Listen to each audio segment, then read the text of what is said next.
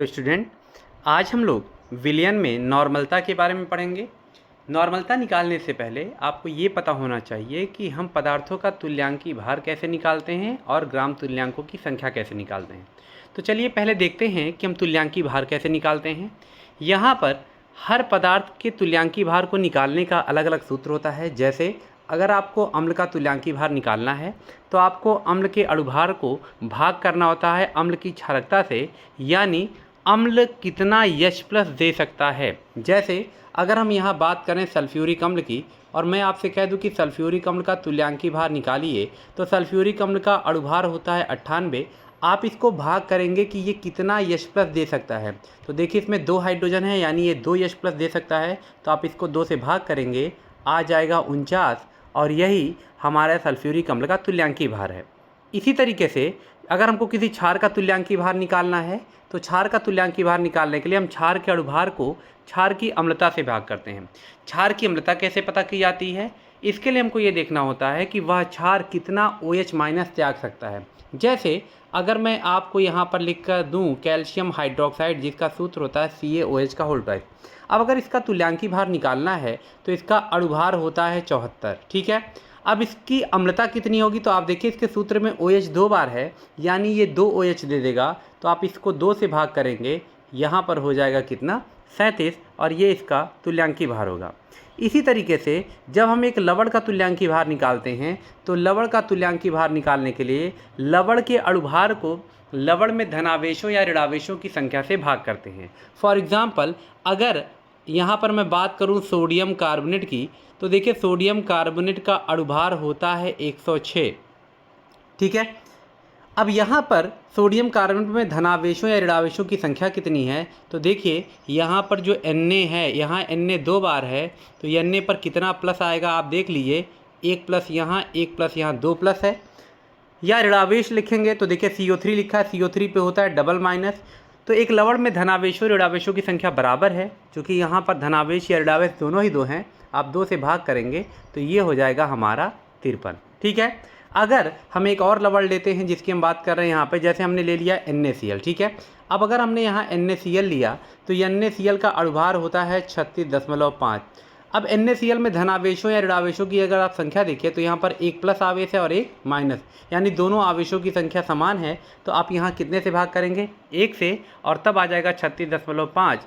यही लवण का यानी NaCl का तुल्यांकी भार होगा। तो तुल्यांकी भार निकालना आपको आ जाएगा। इसके बाद हमारा टॉपिक होता है ग्राम तुल्यांकों की संख्या।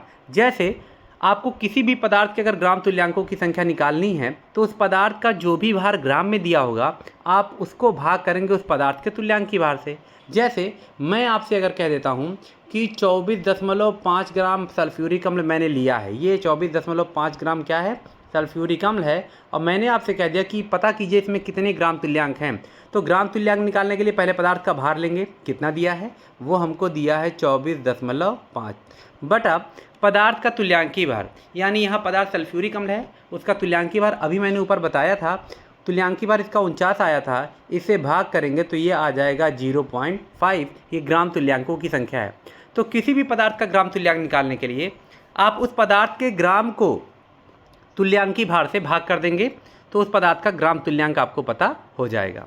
अब अगर आपको इतनी चीज़ें क्लियर हैं तो हम आते हैं नॉर्मलता पर। नॉर्मलता कैसे निकालेंगे? देखिए पहले नॉर्मलता के सूत्र को देखते हैं। यहाँ पर अगर आप नॉर्मलता निकालते हैं तो किसी भी विलयन की नॉर्मलता निकालने के लिए आपको विलय के ग्राम तुल्यांकों की संख्या, जो कि अभी मैंने बताया था कैसे निकलता है, इसको भाग करना होता है विलयन का आयतन लीटर से। अब परिभाषा बनाने के लिए अगर मैं इस विलयन का आयतन 1 लीटर मान लेता हूँ, देखिए मैंने यहाँ माना है, तो अगर 1 लीटर मानेंगे तो अब यहाँ पर क्या हो जाएगा? विलय के ग्राम तुल्यांकों की संख्या विलयन की नॉर्मलता के क्या हो जाएगी? बराबर हो जाएगी। और परिभाषा क्या बनेगा कि 1 लीटर विलयन में उपस्थित विलय के ग्राम तुल्यांकों की संख्या को उस विलयन की नॉर्मलता कहते हैं। प्रदर्शित किससे करते हैं? यन से। और इसका मात्रक क्या होगा? यहाँ अगर आप देखें तो ऊपर ग्राम तुल्यांक है और नीचे लीटर है, तो इसका मात्रक होगा ग्राम तुल्यांक प्रति लीटर, ठीक है। अब इस पर न्यूमेरिकल कैसे पूछता है ये वो देख लेते हैं। जैसे हमने आपको एक क्वेश्चन दिया कि 24.5 ग्राम सल्फ्यूरिक अम्ल जिसका अणुभार 98 है को अगर हम जल में घोलकर 400 मिलीलीटर विलयन बना लें तो इस विलयन की नॉर्मलता ज्ञात करनी है। तो देखिए सबसे पहले अगर आपको नॉर्मलता निकालनी है ना, तो आपको पहले उस पदार्थ का तुल्यांकी भार निकालना होता है। तो देखिए सल्फ्यूरिक अम्ल यानी ये एक अम्ल है। अब इस अम्ल का तुल्यांकी भार कैसे निकालेंगे एक बार फिर देख लेते हैं। अम्ल का तुल्यांकी भार बराबर होता है अम्ल का अणुभार बटा अम्ल की क्षारकता। तो आप बताओ यह सल्फ्यूरिक अम्ल आपको कितना H+ दे सकता है? 2 दे सकता है। तो इसकी क्षारकता कितनी होगी? 2 होगी। तो हम इससे भाग करेंगे तो अणुभार कितना आ गया हमारा? 49। चलिए सल्फ्यूरिक अम्ल का जैसे ही आपको अणुभार पता हो जाए, आप इसके ग्राम तुल्यांकों की संख्या निकालेंगे। कैसे? यहाँ देखिए मात्रा ग्राम में जो दिया है वो कितना दिया है? वो दिया है 24.5। और अभी अभी जो मैंने तुल्यांकी भार निकाला है वो आया 49। आप इसको सॉल्व करेंगे तो आपके ग्राम तुल्यांकों की संख्या आ गई 0.5। तो ग्राम तुल्यांक पता हो गए। विलयन का आयतन 400 मिलीलीटर दिया है। अगर आप इसको लीटर में बदलेंगे तो ये हो जाएगा 0.4 लीटर। अब आपको ग्राम तुल्यांकों की संख्या पता हो गई है, आयतन लीटर में पता हो गया है।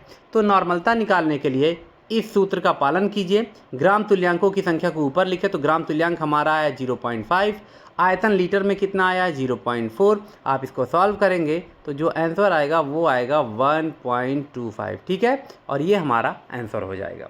तो इसको लिखने का तरीका क्या होता है आइए देखते हैं। यहाँ पर देखिए वही सारी चीज़ें बात की गई हैं।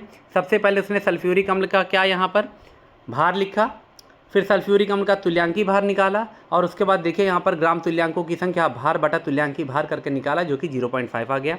विलयन का आयतन 0.4 लीटर। फिर विलयन की नॉर्मलता का सूत्र लगा देंगे और नॉर्मलता का सूत्र निकालने के बाद देखिए वही आंसर आया 1.25। तो इस तरीके से हम एक अम्लीय विलयन की नॉर्मलता को ज्ञात कर सकते हैं। हो सकता है आपको प्रश्न में क्षारीय विलयन देके नॉर्मलता पूछे, तो चलिए एक क्षार के विलयन की नॉर्मलता ज्ञात करते हैं। जैसे आपको यहाँ दिया है कि अगर हम 5 ग्राम NaOH आपको दे दें जिसका अणुभार 40 है, इसको जल में घोलकर 200 मिलीलीटर विलयन बनाया गया, तो इस विलयन की नॉर्मलता ज्ञात कीजिए। अब कैसे ज्ञात करेंगे देखिए, सबसे पहले आप NaOH का तुल्यांकी भार निकालिएगा। NaOH का भार कितना दिया है वो मैं यहाँ लिख दे रहा हूँ, ये 5 ग्राम दिया है। अब आप तुल्यांकी भार कैसे निकालेंगे? क्षार का तुल्यांकी भार बराबर अणुभार, अणुभार कितना है 40, मैं यहाँ लिख दे रहा हूँ 40 बटा क्षार की अम्लता। NaOH कितना OH आपको दे सकता है? 1 दे सकता है, तो यहाँ पर इसका तुल्यांकी भार कितना होगा 40। अब इसी तुल्यांकी भार को अगर आप भार से भाग कर देंगे तो यहाँ पर ग्राम तुल्यांक पता होगा। तो ग्राम तुल्यांक कितना आएगा? आएगा 1/8 आएगा, यानी ये आ जाएगा 0.125। ये ग्राम तुल्यांकों की संख्या हो गई। आयतन कितना दिया है? आयतन आपको दिया 200 मिलीलीटर। आप इसको लीटर में बदलेंगे तो हो जाएगा कितना? 0.2 लीटर। ठीक है, अब यहाँ पर 0.2 लीटर हो गया है, तो आपको ग्राम तुल्यांकों की संख्या जो पता है कितनी आई है, वो आई है यहाँ पर 0.125। इसको आप भाग कर देंगे किससे? 0.2 से। अब जब आप इसको भाग करेंगे तो यहाँ पर अब जो भी आंसर आएगा वो हमारे इस विलयन की नॉर्मलता होगी। तो चलिए इसको लिखने का तरीका देखते हैं। सबसे पहले देखिए वही चीज़, हमने NaOH का भार लिखा, फिर हमने NaOH का तुल्यांकी भार निकाला, और देखिए यहाँ पर NaOH के ग्राम तुल्यांकों की संख्या निकल गई। फिर विलयन का आयतन जो ml में दिया था उसको हमने लीटर में बदल लिया है। सूत्र लगाया है नॉर्मलता का, ग्राम तुल्यांकों की संख्या बटा आयतन लीटर में, वैल्यू रख दिया। देखिए यहाँ पर हमारा ये आंसर आ गया। ठीक है, अब कभी कभी आपको कोई लवण देगा, उसके विलयन की नॉर्मलता ज्ञात करनी होगी। तो चलिए एक लवण के विलयन की नॉर्मलता भी देखते हैं। जैसे यहाँ दिया है 10.6 ग्राम सोडियम कार्बोनेट जिसका अणुभार दिया है, इसको जल में घोलकर आयतन 500 ml बना लिया है, तो बता रहा है इस विलयन की नॉर्मलता आप ज्ञात कीजिए। कैसे ज्ञात करेंगे? सबसे पहले भार कितना दिया है? भार हमारा दिया है 10.6 ग्राम। अब हम इस सोडियम कार्बोनेट का तुल्यांकी भार निकालेंगे। कैसे निकालेंगे? सोडियम कार्बोनेट का अणुभार कितना दिया? 106। अब ये लवण है तो लवण में धनावेशों या ऋणावेशों की संख्या निकालिए। अब देखिए यहाँ पे चाहे धनावेश देख लीजिए चाहे ऋणावेश, तो देखिए यहाँ 2 सोडियम है, एक सोडियम पे 1 प्लस होता है, तो 2 सोडियम पे यहाँ 2 प्लस आएगा, यानी आप यहाँ 2 से क्या करेंगे? भाग कर देंगे। ये आ जाएगा हमारा 53। अब यही तुल्यांकी भार से यहाँ जाकर के आप भाग करेंगे तो देखिए यहाँ 53 से भाग करेंगे तो यहाँ पर ग्राम तुल्यांकों की संख्या हो जाएगी 0.2। अब 0.2 ये आ गया है ग्राम तुल्यांकों की संख्या। आयतन लीटर में कितना दिया है? 500 ml, जिसको लीटर में बदलेंगे 0.5 लीटर हो जाएगा। अब ग्राम तुल्यांकों की संख्या जो 0.2 आई है, इसको आप आयतन लीटर में जो दिया 0.5 इससे भाग करेंगे, उसके बाद इसको सॉल्व करेंगे, तो सॉल्व करने के बाद जो आंसर आएगा वो आएगा 0.4 और यही हमारा आंसर हो जाएगा। लिखने का तरीका भी देख लीजिए, यहाँ पर वही प्रोसेस किया जो मैंने बताया था। सबसे पहले उसने सोडियम कार्बोनेट का भार लिखा है, फिर तुल्यांकी भार निकाला है, फिर ग्राम तुल्यांकों की संख्या का सूत्र लगाया है, और देखिए उसके ग्राम तुल्यांकों की संख्या भी आ गई है यहाँ पर 0.2। आयतन को लीटर में बदला है, सूत्र लगाया है और लास्ट में आंसर आ गया है 0.4 n। ठीक है, इस तरीके से हम तीनों प्रकार के विलयन की नॉर्मलता निकाल सकते हैं। कई बार प्रश्न में ऐसी भी समस्या आती है कि यहाँ पर आपको एक विलयन की नॉर्मलता दी रहेगी। जैसे मान लेते हैं कि हमारे पास कोई विलयन है जिसकी नॉर्मलता हमको पहली नॉर्मलता पता है, मान लो उसकी नॉर्मलता n1 थी और इस समय इसका आयतन v1 था। अब आपने इसमें क्या किया, पानी मिला दिया, यानी पानी मिलाएंगे तो आयतन बदलेगा। मान लेते हैं आयतन बदल के v1 की जगह v2 हो गया, पानी मिलाएंगे तो आयतन बढ़ेगा। हमने मान लिया कि आयतन v1 से बदल के v2 हो गया। अब अगर आयतन बदला तो नॉर्मलता भी ऑटोमेटिक बदल जाएगी। अब नॉर्मलता भी n1 से बदल के क्या हो जाएगी, n2, और इस प्रकार हो जाएगी कि आप पहली नॉर्मलता और पहली आयतन का जो गुणनफल है और दूसरी नॉर्मलता और दूसरे आयतन का गुणनफल जो है वो हमेशा क्या हो जाएगा, बराबर हो जाएगा। ठीक है, अब इस सूत्र पर अगर हमको न्यूमेरिकल लगाना हो तो कैसे लगेगा, आइए देखते हैं। पहले उसी चीज़ का देखिए जिक्र करके बताया है कि किसी विलयन की प्रारंभिक नॉर्मलता अगर n1 है और आयतन v1 है, यदि आयतन v1 से परिवर्तित कर v2 कर दिया जाए तो नॉर्मलता भी n1 से परिवर्तित होकर के n2 हो जाएगी। अब यहाँ पे सूत्र लगा है n1 v1 बराबर n2 v2। ठीक है, अब इस सूत्र पे हम अगर न्यूमेरिकल लगाते हैं तो न्यूमेरिकल देखिए किस प्रकार से आपसे पूछेगा। देखिए यहाँ पर एक न्यूमेरिकल दिया है कि HCl के 400 मिलीलीटर विलयन की नॉर्मलता 2n है। यदि इस विलयन को तनु करके आयतन 1000 मिलीलीटर कर दिया जाए तो विलयन की नॉर्मलता क्या होगी। ठीक है, अब इस प्रश्न को सॉल्व करने के लिए हमको वही फार्मूला लगाना है। तो देखिए यहाँ पे हम करेंगे क्या कि सबसे पहले इसको चित्र के जरिए अगर समझें तो मान लीजिए ये HCl का कोई विलयन है। अब देखिए यहाँ पे इसका 400 ml दिया, यानी यहाँ पर पहला आयतन आपको दिया है, यानी v1 बराबर यहाँ दिया है 400 मिलीलीटर। ठीक है, और पहली नॉर्मलता भी देखिए दिया, n1 का मान दिया है 2, यानी n1 बराबर हो गया 2। अब कह रहा है यदि इस विलयन को तनु करके आयतन 1000 ml कर दे, यानी v2 का जो मान है वो v2 का मान कितना कर दे रहा है, 1000 ml कर दे रहा है। अब कह रहा है कि बताइए नॉर्मलता यानी n2 क्या होगा। तो देखिए आपको यही सूत्र लगा देना, जब आपको n1 का मान पता है, v1 का मान पता है और v2 का मान पता है तो n2 भी ये निकल जाएगा। यहाँ एक चीज़ का ध्यान रखना है कि यहाँ आयतन को लीटर में बदलने की कोई ज़रूरत नहीं है।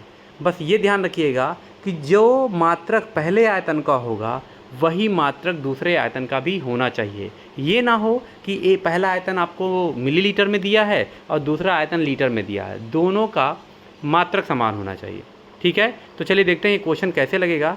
यहाँ पर देखिए HCl विलयन के लिए वो सारी चीज़ें जैसे लिखा हुआ था n1 का मान, ठीक है, यहाँ पे n1 का मान लिखा था 2, v1 का मान, v2 का मान और देखिए n2 पूछा, फिर उसी सूत्र को लगा करके यहाँ पे n2 का मान निकालेंगे। अब चूँकि n2 नॉर्मलता है इसीलिए उसका मात्रक लिखेंगे ग्राम तुल्यांक प्रति लीटर।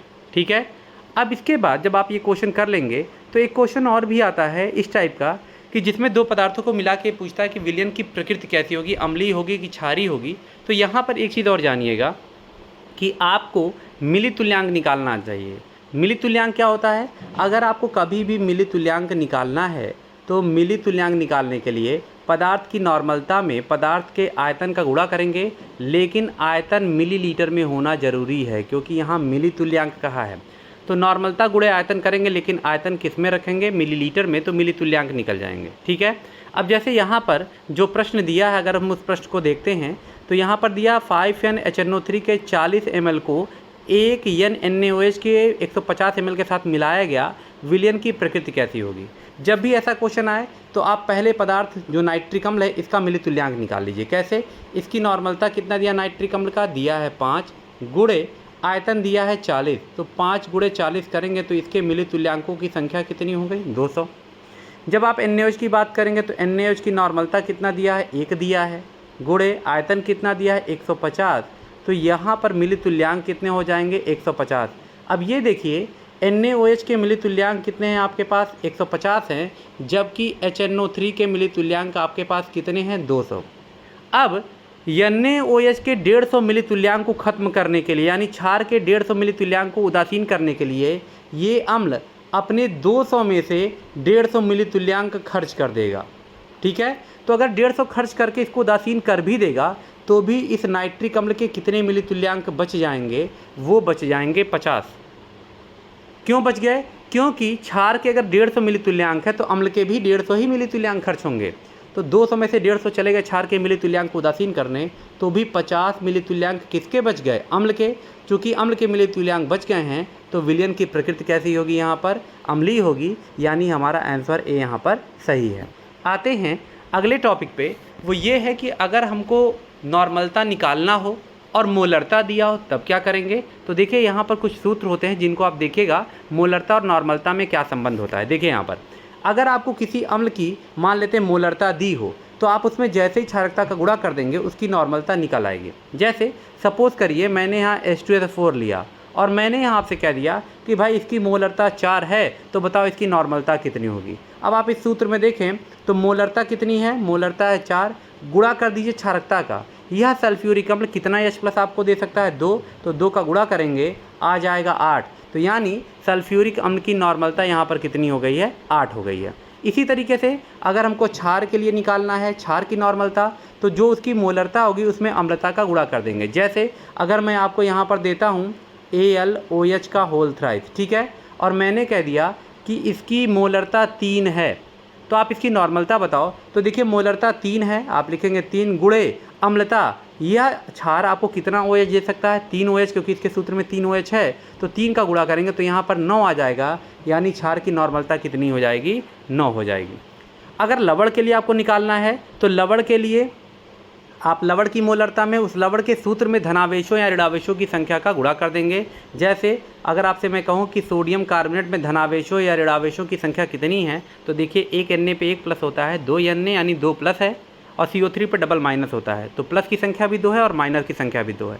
अगर मैं कह दूं इसकी मोलरता 5 है तो बताइए नॉर्मलता कितनी होगी? तो देखिए इसमें धनावेशों की संख्या 2 है, आप 2 से गुणा कर देंगे तो इसकी नॉर्मलता कितनी आ जाएगी? 10 आ जाएगी। जब आप मोलरता के जरिए नॉर्मलता निकाल देंगे तो एक प्रश्न भी आया था जो इस साल बोर्ड में पूछा था कि 10 m HCl के 100 ml को 10 m सोडियम कार्बोनेट के 75 ml के साथ मिलाया गया, परिणामी विलयन क्या होगा? तो देखिए यहाँ पर सबसे पहले आप ये ध्यान दीजिए कि यहाँ पर मोलरता दिया है और पिछले क्वेश्चन में जो इसी टाइप का पिछला क्वेश्चन अभी ऊपर लगवाया गया था उसमें नॉर्मलता दिया था। तो पहला काम आप मोलरता को नॉर्मलता में बदलें। मोलरता कितना दिया है? 10, और ये HCl आपको कितना H+ दे सकता है? 1। तो देखिए अम्ल के लिए नॉर्मलता निकालनी है तो मोलरता दिया है कितना? 10, गुणे वह एक ही H+ दे सकता है तो उसकी क्षारकता 1 होगी, यानी अम्ल के मिली तुल्यांक, अगर यहाँ पे अम्ल की नॉर्मलता निकालेंगे तो कितना आ गया? 10। ठीक है, अम्ल की नॉर्मलता पता हो गई और अम्ल का आयतन कितना दिया है? 100 ml। तो आप मिली तुल्यांक कैसे निकालेंगे अम्ल का? अम्ल की नॉर्मलता 10 आई है, गुणे आयतन कितना दिया है? 100 दिया है, तो अम्ल के मिली तुल्यांकों की संख्या कितनी हो गई? 1000। ये किसके मिली तुल्यांक हो गए? मैं यहाँ लिख दे रहा हूँ, ये HCl के हो गए। अब इसी तरीके से आप सोडियम कार्बोनेट लेंगे तो सोडियम कार्बोनेट की देखिए मोलरता कितना दिया है? 2 दिया है, ठीक है, 2 दिया है, गुणे आप बताइए सोडियम कार्बोनेट में धनावेशों या ऋणावेशों की संख्या कितनी होती है? तो 2 होती है, तो आप 2 का गुणा करेंगे तो सॉरी यहाँ मोलरता आपको 10 दिया है और 10 में 2 का गुणा करेंगे तो इसकी मोलरता कितनी हो गई? 20 हो गई।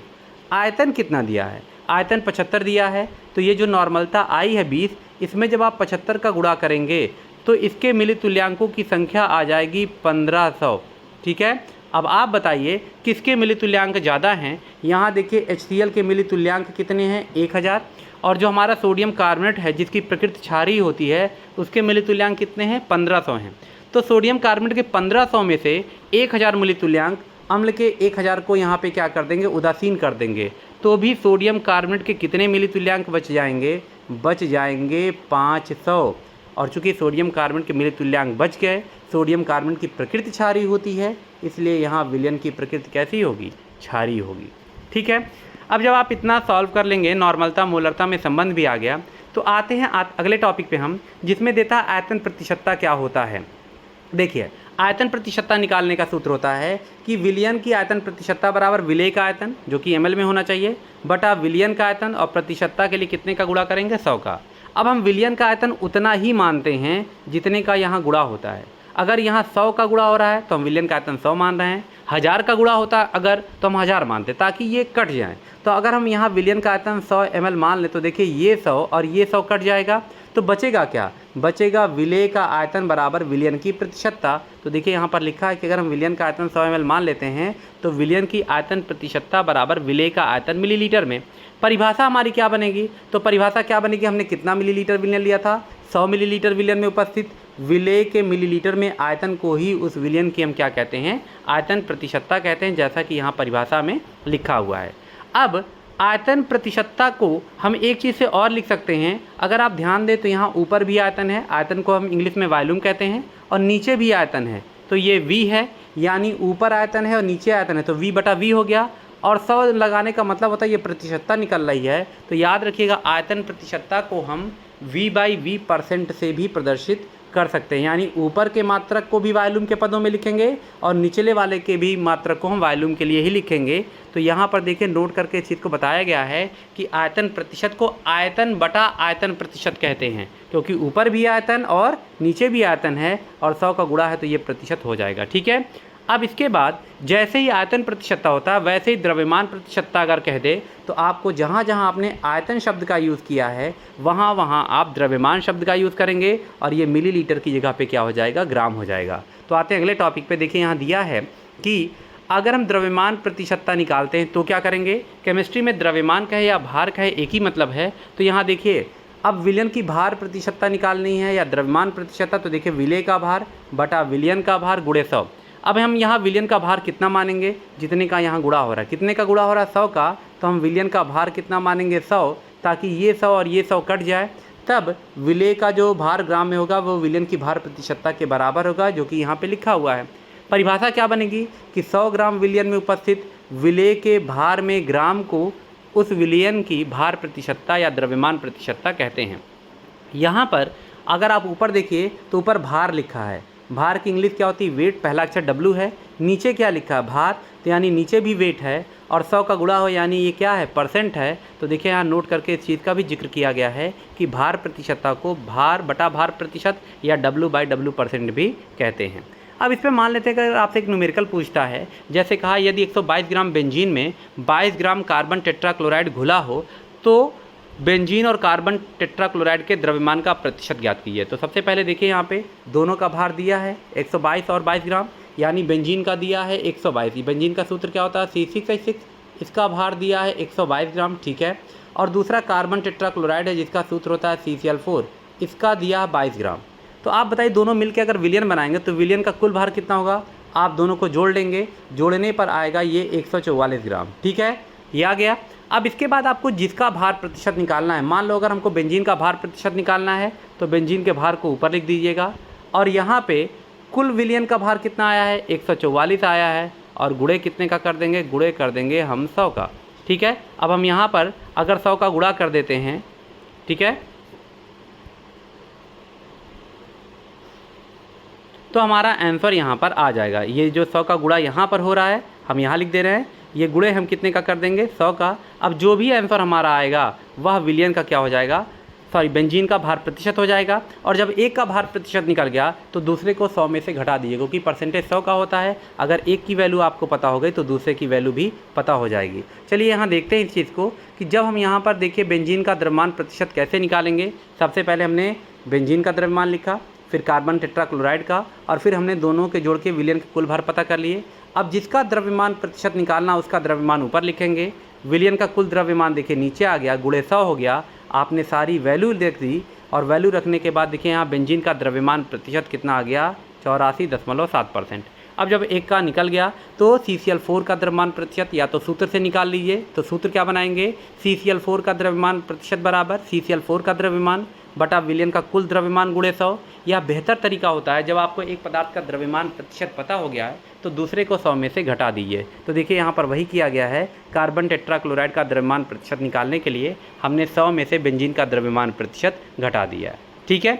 अब इसके बाद द्रव्यमान प्रतिशत हो गया। तीसरा टॉपिक आता है भार आयतन प्रतिशत। ये क्या होता है, अब नाम से देखिए भार आयतन प्रतिशत का मतलब है भार ऊपर लिखना है, आयतन कहाँ लिखना है नीचे, और प्रतिशत मतलब 100 का गुणा कर देना है। तो देखिए यहाँ पर अगर हम इसके सूत्र को देखें तो यहाँ पर इसका सूत्र आता है विलयन की भार आयतन प्रतिशतता बराबर, देखिए विलय का भार ग्राम में, आयतन ml में गुणे 100। अब विलयन का आयतन कितना मानेंगे, जितने का यहाँ गुणा हो रहा है, कितने का 100 का, ताकि ये दोनों कट जाएँ। तो देखिए यहाँ पर हमने विलयन का आयतन कितना माना 100। अब जब मैं यहाँ 100 रख दूंगा तो ये 100 कट जाएगा, तो आप बचेगा क्या, विलय का भार बराबर विलयन की भार आयतन प्रतिशतता, जो कि यहाँ लिखा है। अब यहाँ से परिभाषा क्या बनेगा, आपने विलयन का आयतन 100 ml माना था, तो देखिए लिखा है 100 मिलीलीटर विलयन में उपस्थित विलेय के ग्राम में भार को उस विलयन की भार आयतन प्रतिशतता कहते हैं। ठीक है, अब भार आयतन प्रतिशतता को शॉर्टकट में कैसे लिखेंगे? भार की इंग्लिश होती है वेट, तो यानी ऊपर वेट है, नीचे आयतन है, आयतन की इंग्लिश होती है वॉल्यूम, तो W/V होगा, और प्रतिशतता यानी 100 का गुणा हो रहा है तो यहाँ परसेंट लगा देंगे। तो नीचे देखिए इस चीज़ को दिया हुआ है कि भार आयतन प्रतिशतता को भार बटा आयतन प्रतिशत यानी W/V% भी कहते हैं। ठीक है, अब इसके बाद ppm में सांद्रता, ये क्या चीज़ होती है? देखिए ppm में सांद्रता क्या होती है, अब इसके लिए याद रखिएगा कि ppm में सांद्रता हम कब ज्ञात करते हैं? ppm में सांद्रता उस वक्त ज्ञात करते हैं जब विलेय का भार या विलेय की मात्रा विलयन में बहुत कम हो। जैसे सपोज़ कीजिए आपके घर में या आपके घर में 500 लीटर की एक टंकी है जो पानी से पूरी भरी है, और आपने उसमें क्या किया है कि 1 चम्मच या आधा चम्मच उसमें नमक या चीनी घोल दिया है। अब आप बताइए वहाँ पर वो जो विलयन आपने बनाया है उसमें विलेय की मात्रा बहुत कम है।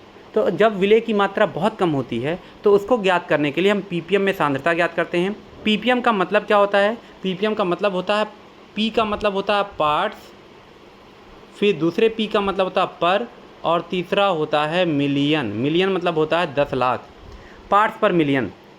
मिलियन का मतलब होता है 10 लाख यानी 10 के घात कितना? 6। तो देखिए यहाँ पर पहले ppm की अगर सूत्र को देखते हैं तो ppm का यहाँ सूत्र क्या है कि विलयन की ppm में सांद्रता बराबर विलेय का भार ग्राम में बटा विलयन का भार ग्राम में गुणे 10⁻6 यानी 10 लाख।